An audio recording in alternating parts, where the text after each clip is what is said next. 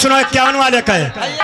हरे हाथ में मेहंदी अरे मांग से नूर बर्बाद कजरावा हो गईला हो बर्बाद कजरावा हो गई।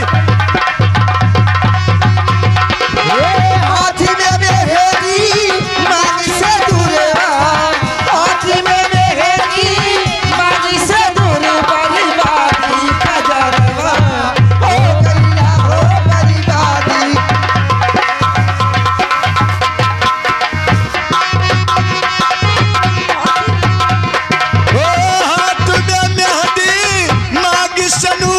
बर्बादी कजरावा हो गईला हो बर्बादी।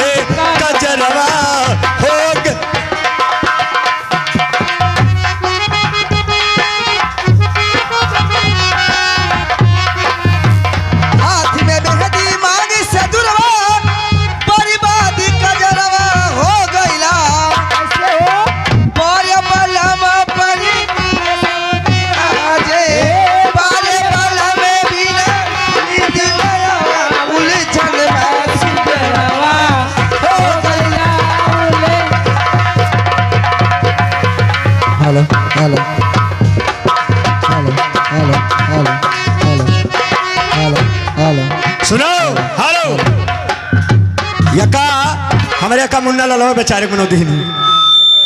हाँ यार ए यका मेहनत अदा रहता है भैया, वैसे ये दोनों मिला जंगर चट्टा है दोनों हमारे एक नाते।